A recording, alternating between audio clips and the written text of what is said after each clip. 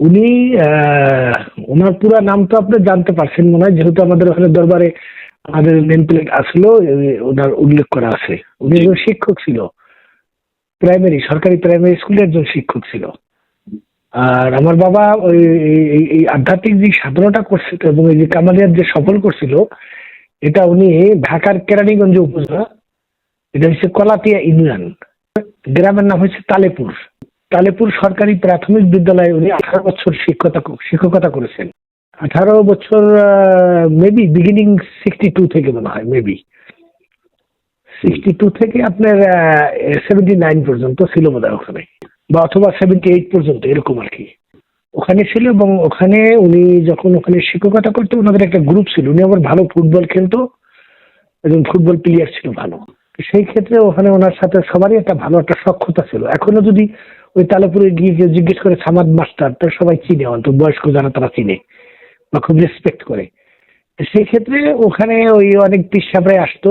ওই একজন আফা পিসাব আছে আপনার ইসের, ওই যে দেশের নবাবগঞ্জের ভিতরে আফাসা, ওনার ওনার দুজন খলিফা আছে নাম করা, একজন হচ্ছে গোলবদল সাহা আর একজন হচ্ছে বিনোদ শাহ। তো এরাও ওই যে ওখানে যাইতো, আরো অন্যান্য জায়গার পীর সাহেবরাও আসতো।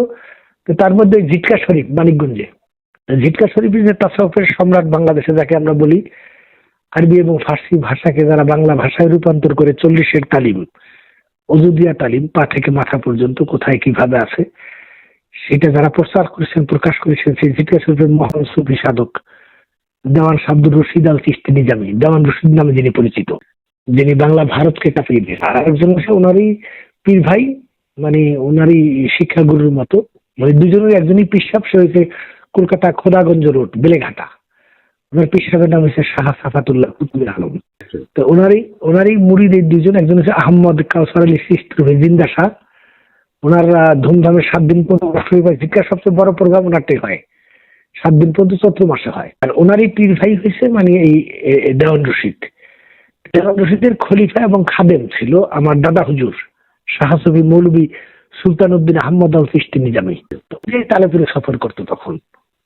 সফর করার পরে তখন ওখানে যাওয়ার পরে ওনাদের সাথে কথাবার্তা হয়েছে। পর তখন ওরা কয়েকজন শিক্ষিত লোক ছিল ওখানে, কেউ অন্য জায়গায় চাকরি করতো। ওই ছুটির দিন মানে শুক্রবার যদি ছুটি থাকতো, বা আগে তো রোববার ছুটি ছিল, শনিবার সবাই আসলে এক জায়গায় বসতো। তখন তারা বললো সবকিছু তো করলাম, তো গুরু বলে ধরা লাগবে, বায়াত গ্রহণ করা লাগবে, এটা কি করা যায়?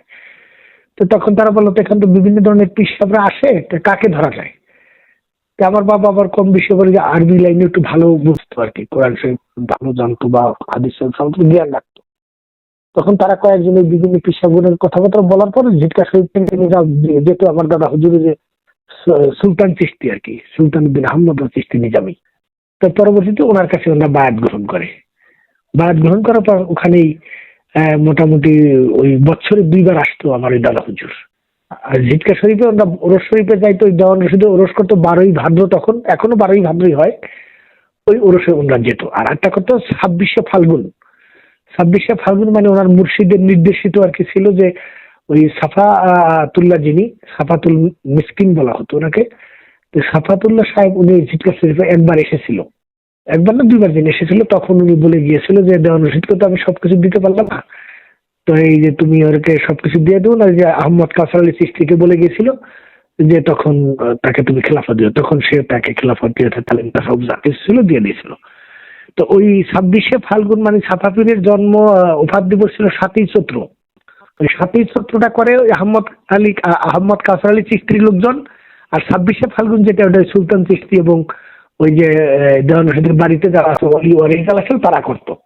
এই 2টা প্রোগ্রামে আমার মামা যেত। আর ওই আমার দাদা হুজুর সুলতান শাহ ওই তালেপুরে বছরে 2 বার আসতো। আর 2 বার সফরে আসতো, আসলে অন্তত পক্ষে 2 মাস করে থাকতো আর কি। তো ওই সময় উনি ওনার সফর সঙ্গী থাকতো। আর উনি তো শিক্ষকতা করতো এবং লজিং থাকতো তখন ওই পরের বাড়িতে, আরেকজনের বাড়িতে ছাত্র পড়াইতে হইতো, কেন আর বাড়িতে এখানে থাকার পরিপ্রেক্ষিতে তখন উনি আপনার ওই কি হতো, ওই ওই ওনার পিসাব যখন যেত তখন তো মাহফিল হতো, ওখানে মাহফিল হতো রাত 12টা পর্যন্ত প্রত্যেক বাড়িতে বাড়িতে। পিসাব গেলে এক এক ভক্তের বাড়িতে এক এক দিন বসতো, আলোচনা হতো, কথা হতো, মিলাদ মাহফিল হতো। এগুলো হইলে তখনই কথাবার্তা হতো।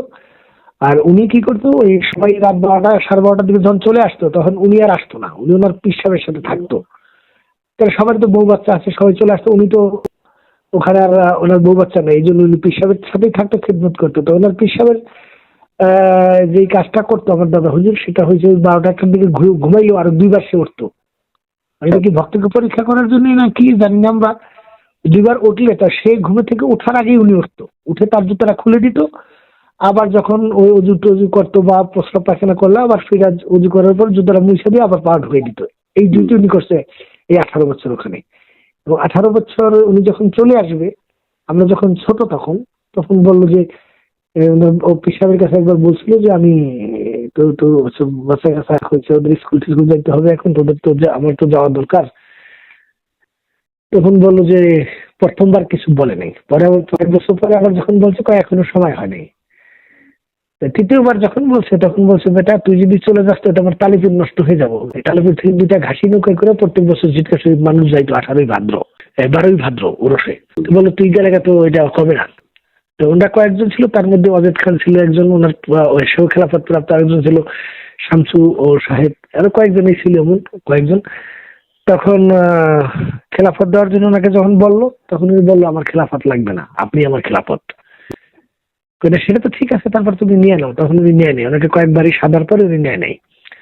না নেওয়ার পরে উনি লাস্টে যখন চলে আসলো আমাদের দেশে, আমাদের স্কুলে যখন ট্রান্সফার, শিবচর থানার ভিতরে কোনো পোস্ট খালি ছিল না, তখন ওই মনাই দেওয়ানের একটা স্কুল ছিল শিবচরের লাস্ট বর্ডার লাউডুবার কাছাকাছি, ওখানে আসলো। ওখানে আসার পর পরবর্তীতে যতদিন ছিল পরবর্তী লাস্টে আর কি আমাদের কুতুবপুর হাই স্কুল যেটা, ওটা সাথী প্রাইমারি স্কুল। আমাদের এই গ্রামের আমাদের 2টা বাড়ি, আপনি যে বাড়িতে গেছেন না এটা হচ্ছে আমাদের পুরান বাড়ি, আরেকটা বাড়ি আছে কুতুবপুর ইউনিয়নে, একটাই হাই স্কুল, এটা আমাদের বাড়ি সেটাই, এবং প্রাইমারি স্কুল সহ পিছনে। সেটাই পুরান বাড়িতে ওটা হাই স্কুল আছে ওখানে। আমার দাদা আশায় যে আমি একটু শেষ করে দিচ্ছি আপনাকে, তাহলে একটু বুঝতে সুবিধা হবে। তো পরবর্তীতে উনি লাস্টে ওনার ইজাজত নিয়ে আসলো। আর ওনার পীর সাহেব মানে আমার দাদা হুজুর 1974 সালে আমাদের বাড়িতে একবার এসেছিল। তারপর এখানে কিন্তু বক্তব্য করেছিল আমার মা, আমার দাদি, আমার ফুপা, মান্নান ফকির, আরো মাস্টার, উনিও মাস্টার ছিল, আরো কয়েকজন এরকম করছিল আর কি। এই সর্বশেষ একবারই সে এসেছিল। তারপর উনি চলে আসার পরে আমার ওই দাদা হুজুর ওফাত করছে। এখানে আসার পরও কিছুদিন সে ছিল, কিন্তু উনি প্রত্যেকবারই ওই জিটকা শরীফ ওরসে যাইতো আর কি। আর ওরসটা মায়ের দিত না কখনই। 1988 সালে যখন আমি তখন কলেজ শেষ প্রায়, তখন আমার মা বললো কি যে 12ই ভাদ্র তো টাকা পয়সা নাই, এখন জিটকা যাবে, এখন তো যদি সুন্দর বিক্রি করতে চায়। আমি কি কেন কয়ে তো জানি না। খুব রাগী মানুষ ছিল, অসম্ভব রাগী ছিল। মেট্রিক পাশের আগে তার কাছে বসে আমি ভাত খেতে পারিনি, কখনো কথা বলতে পারিনি, এত সাহস ছিল না আমাদের। কলেজে যখন পড়তাম তখন আর কি একটু সাহস, তখন আর কিছু বলতো না। কলেজে যখন উঠে গেলাম তখন আর আমাকে কোনো কিছু বলতো না, জিজ্ঞেস করলে সুন্দরভাবে উত্তর দিত। তো ভাত খেতে বসে রাত্রে জিজ্ঞেস করলাম তো একবার জিজ্ঞাসা শরীফ না গেলে কি হয়েছে, এবছর যেহেতু একটু অর্থনৈতিক সমস্যা আছে, তাহলে এই বছর কি দরকার আছে, পরে এক বছর না গেলে অসুবিধা কি, সমস্যা আছে নি কোনো? তখন সে আমাকে কোশ্চেন করলো কি যে ঝিটকা শরীফ যাবো না ঠিক আছে, কিন্তু আজকে রাত্রে যদি আমার ঘরের ভিতরে কারো কলেরা হয়, আমার পরিবারের সদস্য, তো তাদের চিকিৎসা কি হবে? মানে আমাকে দিয়ে উত্তীর্ণ হইব। আমি বললাম চিকিৎসাটা করতে কিভাবে করবো, আমার কাছে তো কোনো টাকা পয়সা নেই এই মুহূর্তে। আর অষ্টাশি বন্যা তো বিশাল বন্যা, জানি না আপনার বয়স কত, আমি জানি না। অষ্টাশি বন্যায় মানে সমস্ত এলাকা প্লাবিত হয়ে গেছিল, আমাদের উঠানের অল্প একটু জায়গা ছিল। তখন সে বললো এই মুহূর্তে তো আমার এই যে গাছ আছে, গাছ তো জমি আছে, কেউ কিনবে না, তো এই মুহূর্তে আমি কি করবো, আমি কলেরার চিকিৎসা কিভাবে করবো? তখন আমি দেখলাম হিসাব করে বিশ্বন্দন মানে ওই সময় মানুষ যারা মানে ভাতের খুব অভাব ছিল ওই সময়টায়, মানে যাদের ঘরে খাবার ছিল তারাই ভালো ছিল ওই সময়। তখন আমি বললাম যে তাহলে তো ওখানে বিশ্বন্দনী বিক্রি করতে হয়, এইটাও আমার একটা কলেরা, আর এই কলেরা যদি আমি মাটি দিই তো ওই কলেরা আমার বাড়িতে আসবে না, এরকম ভক্তি বিশ্বাস ছিল তার। যাই হোক, সে ওই তালেপুর থাকা অবস্থায় সে কামালের সফল করছে। এবং সে আমরা দেখছি মানে রাত্রে যখন ওই যে বাড়িতে আসতো, ওই সকালবেলা অনেকে আসতো তার কাছে বিভিন্ন তদবির নিয়ে, বিভিন্ন সমস্যা নিয়ে আসে। সকালবেলা ওই ঘুমে থেকে উঠলে আসতে হতো, তখন সে সবাইকে বলতো না তারা কি আমার ফকির বানাবেনি। তো ওই যে দেখলাম যে কুলি টুলি করার আগেই কি যেন ওই যে বন্যার ভিতরে পানি দিয়ে দিলে ওইটা ওরা নিয়ে গেলেই ভালো হয়ে যেত গা। এমন কয়েকজন আমাদের ভক্তবৃন্দ আছে, অনেকে মারা যাওয়া ছিল, অনেকে ডাক্তার ফেরত দেওয়া দিচ্ছে, সেইগুলো 2-1 জন ভালো হয়েছে দেখছি আমরা। বা মুখদের যেটা বলতো সেটা হইতো আর কি, মোটামুটি খুব ই ছিল। এবং খুব সাধারণ জীবনযাপন করতো উনি, অত ছিল না। তবে খাওয়ার প্রতি কিন্তু আগ্রহ ছিল, মাছটা বেশি পছন্দ করতো আর কি। ওই প্রাইমারি স্কুলের শিক্ষকতা করে অনেকেই জায়গা জমি করেছে বা অনেকে আপনার বাড়ি ঘর করেছে, কিন্তু উনি জমি আরো বিক্রি করছে। মানে উনি ওই খাওয়া দাওয়ার প্রতি ছিল, তো বাজার টাজার ভালো করতে জন্য ওই চাকরি করে যা বেতন পাইতো এবং ওনার বাপের যে সম্পত্তি ছিল সেটার পরেও কিছু বিক্রি করা লাগছে। হাতটা একটু বড় ছিল, আয় বুঝে ব্যয় হয়নি কখনোই, এরকম ছিল একটা। আর ওনার এটা গেল এই সাইডটা, জিটকা শরীফ উনি কখনই বাদ দেয় নাই। এক বছরই সে বাদ দিছিল, যেই বছর তার ইয়ে চলে গেল, তার দয়াল মানে মুর্শিদ ওফাত করলো, ওই বছর সে জানে, তখন সে পাগলের মতো হয়ে গেছিল। তার পরবর্তীতে আমাদের দেশের কিছু লোকজন তার খুব ভক্ত হয়ে গেল। মানে তার সে বাড়ি থেকে আসতো, ওই বসতো, আলোচনা করতো, নিজেরা ঘরোয়া ভাবে গান গজল করতো, কথাবার্তা বলতো। তাহলে আমাদের তরিকাটা হচ্ছে সিস্তিয়া নিজামিয়া তরিকা, খাজা বাবার দরবার থেকে, আজমির শরীফ থেকে আমাদের সিলসিলা। সেই ক্ষেত্রে আমাদের এই তরিকাতে গান বাজনা আছে, আমরা গান বাজনা করি, এখনো করি, শরীফও করি। তখন ওই সবাই বললো যে তা ঠিক আছে, আপনি তো খেলাফত নেন না, তাহলে আমরা তো আপনাকে পীর মানি, আমরা পীর ধরতে হবো, তাহলে আপনি আমাকে বায়াত করেন। বায়াত করেন কেমন, আমি তো খেলাফত আনিনি, আমার পীর সাহেব দিতে চাইছে, তা আনিনি। তখন তার পীর মা জীবিত আছে।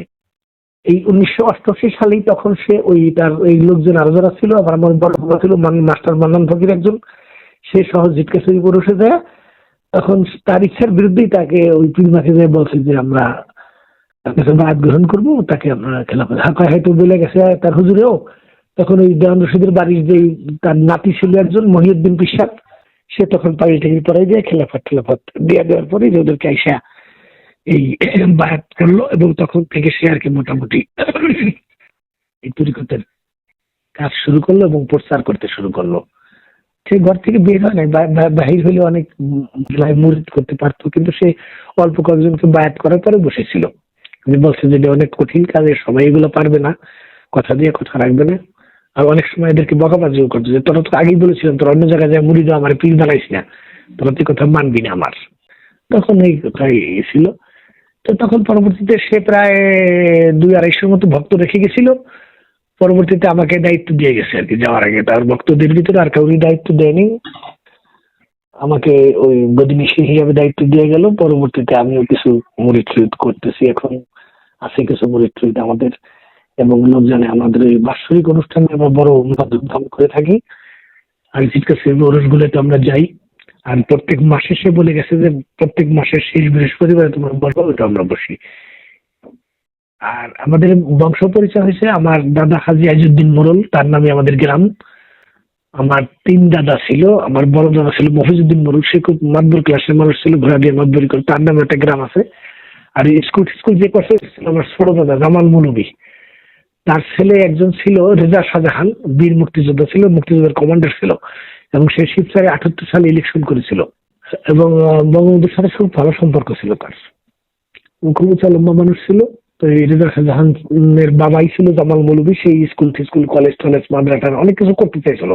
সে পরবর্তীতে ঢাকাতে মারা গেছে, আর আমার বড় দাদাও মারা গেছে, আর আমার দাদা যেটা সেটা মেজো। আর আমার ওই যে বাবার 4 ভাই 4 বোন, 4 ভাই পর্যন্ত বড় ভাই লতিফ মোড়ল সে মারা গেছে, মেজো ভাই হচ্ছে মজিদ মোড়ল, এবং সে মেম্বার ছিল দীর্ঘদিন পর্যন্ত। আর আমার বাবা হচ্ছে সেজো, সে কোনো পলিটিক্স রাজনীতি এগুলো করতো না, শিক্ষকতা করতো, আর নিজে ওই যে নিজের তরিকতের কাজ টাজ করতো। সে কোনো ফায়সা কোনো আলাপ আলোচনা বা কোনো বাজার ঘাট কোনো জায়গায় তেমন তার দরকার ছাড়া কোনো জায়গায় যেত না। আর ছোট জন হয়েছে আব্দুল হামিদ মোড়ল, সেও মেম্বার ছিল কয়েকবার, সেও আছে, 2 জন আছে। আর ফুপুদের মধ্যে 4 ফুপুর মধ্যে 3 ফুপুই মারা গেছে, শুধু ছোট ফুপু আছে। আর ওনার আমার বাবার যে সন্তান তার মধ্যে আমরা 4 ভাই, 4 ভাই 1 বোন আমার। আমরা এই 5 জনই আমরা এখন পর্যন্ত আছি। আমি বড়, আমার নাম হারুন রশিদ, ডাক নাম হচ্ছে দীপু মোড়ল হিসেবে সবাই চিনে। আর আমার মেজো যে সে হচ্ছে ডিপ্লোমা ইঞ্জিনিয়ার, পরবর্তীতে বিএসসি করছে, মামুনুর রশিদ অপু আর কি। আর যার সাথে কথা বলছেন ওর হাজবেন্ডের নাম হয়েছে অনু মোড়ল। আর ছোট যে সে হয়েছে মাহবুবুর রশিদ, নাম মনু। দীপু, অপু, অনু, মনু, এই 4 ভাই। ও বিদেশে থাকে, হয়েছে আপনার দুবাইতে থাকে। আমার বোন সে হচ্ছে মিমি, ওর নাম মরিয়ম আক্তার মিমি, ওকে বিয়ে দিছি পাশেই ঢালিবাড়িতে। সে একজন মুক্তিযোদ্ধা। এই হয়েছে আমাদের পরিচয়। আমি বিয়ে করছি কেরানীগঞ্জে কালীপুর, যেখানে আমার বাবা মাস্টারি করতো, তারই এক পীর ভাইয়ের মেয়ে। উনি চাকরি করে, উনি ঢাকা মেডিকেলের একজন নার্স, ওই সিনিয়র স্টাফ নার্স। সে ওসিসিতে অন স্টপ ক্রাইসিস সেন্টারে নারী নির্যাতন সেলে চাকরি করে। আর আমিও সরকারি চাকরি করি একটা। আমি বর্তমানে আছি আপনার ঢাকা মেডিকেল কলেজ হাসপাতালে আছি। আমি আমি সে নার্সিং সুপারভাইজার হিসেবে আছি বর্তমানে। সামনে আমার প্রমোশন ডিউ, হয়তো যদি মালিক দয়া করে হইতে পারে। হ্যাঁ, ওনার ওফাতের সময় আমি ছিলাম। ওনার ওফাতের সময় যখন উনি কিছুদিন অসুস্থ ছিল, মানে ওনার স্টোমাকে মানে ক্যান্সার ধরা পড়ছিল একটু। কেন, উনি তো রাত্রি জাগা মানুষ ছিল, এবং উনি এক সময় অনেক বেশি রাত জাগছে এই কাজ করতে গিয়ে, সাধনা করতে গিয়ে। তো সেই ক্ষেত্রে যখন মারা যায়, তখন ঢাকাতে আমার ছোট ভাই বাসায় আমিও ছিলাম উপস্থিত। ঈদের দিন, ওই দিন হচ্ছে ঈদ উল ফিতর, পবিত্র ঈদ উল ফিতরের দিন, রমজান শেষ, রোজা উনি ওই দিন রাখতে পারে নাই। শরীর অসুস্থ ছিল কয়েকদিন যাবতই, খাওয়া দাওয়া তেমন করতে পারতো না। লাস্টে দেখলাম বললো আমার পেটে খুব ব্যথা, তখন ওই ইসের জন্য ওষুধপত্র দিলাম। তারপরে করলাম পরে প্রায় দুপুরের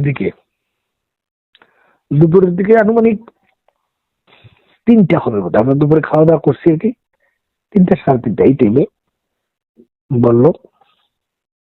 তখন আমি দেখলাম যে অবস্থা, তখন বললাম মাওলা যে তুমি যদি মনে করো তার যাওয়ার সময় হয়ে গেছে, তো চলে যাও। সে আগে আমাকে বলে গিয়েছিল যে আমার সময় কিন্তু হয়ে গেছে, আমি চলে যাব।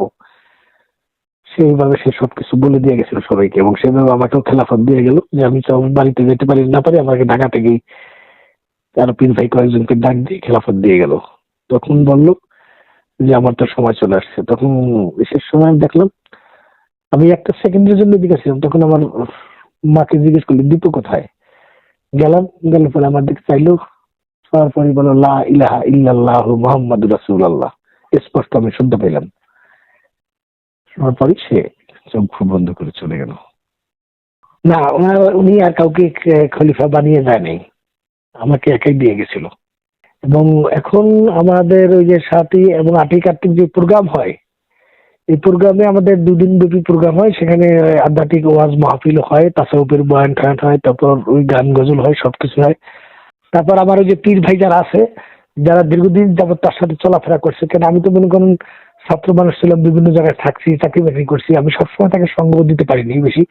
আমি বায়াত গ্রহণ করার পরে মনে করেন আমি 5 বছরের মাথায় আমাকে খেলাফত দিয়ে দিল, 6 বছরের পর তো সে চলেই গেল। দীর্ঘদিন যাবত যারা চলেছে তারাও কয়েকজন আছে, তারাও অনেক কিছু জানে, অনেক বিষয় সম্পর্কে তারা বলতে পারবো। আমার এক পীর ভাই ছিল ওই মান্নান ব্যাপারী, তাকে যখন একটা কাজ দিছিল, তখন সে খুব মানে গরিব মানুষ ছিল, তারা আলিমুদ্দি ফকির একজন, সে একজন খুবই গরিব ছিল তারা। ওই সময় একজন বিড়ির দোকানদারি করতো, আর একজনে কামলা টামলা দিত আর কি। তখন এই মান্নান ব্যাপারী যখন কাজ দিছিল, কাজ করতে করতে একসময় সে হারান হয়ে গেল। বললাম আমার একটু কমাই দেন, কমাই দেওয়ার পরে এটা কমে গেছিল। আর পরে এক সময় মান্নান ব্যাপারী যখন কাজ করতেছিল, তখন একদিন সে একটা জিদ করছিল যে পীরের বাড়িতে আমি যাব না, কিন্তু পীর আসতে হবে, এটা ছিল তার কথা। তখন সে কি করছিল, বাড়িতে বসেছিল, বাড়িতে বসে ধ্যান করতেছিল। ইন দি মিন টাইম আমার হুজুর মানে আমার বাবা তখন স্কুল থেকে তার বাড়িতে আসতে বাধ্য হয়েছে, মানে সেই স্কুলেও থাকতে পারে নাই। একটা ঘটনা আমার জানা আছে ওনার সম্পর্কে। আর আমার বড় ভাই ছিল দানেশ মোল্লা, যে আপনি আসছেন যে দানেশ মোল্লার মোর বলা হয় একটা প্রথম ভক্ত। তাই সে আমার ওই ফুফাতো ভাই ছিল একজন দেলোয়ার ফকির, তার কাছে বলতো যে তোর মামা তো অনেক কামেল। কেমনি কয়, আমি ধান খেত খুঁচাইতে গেলে ধান খেতের মধ্যে দেখি তোর মামার ছবি, আমি যেই দিকে তাকাই সেই দিকে তারই দেখি আমি।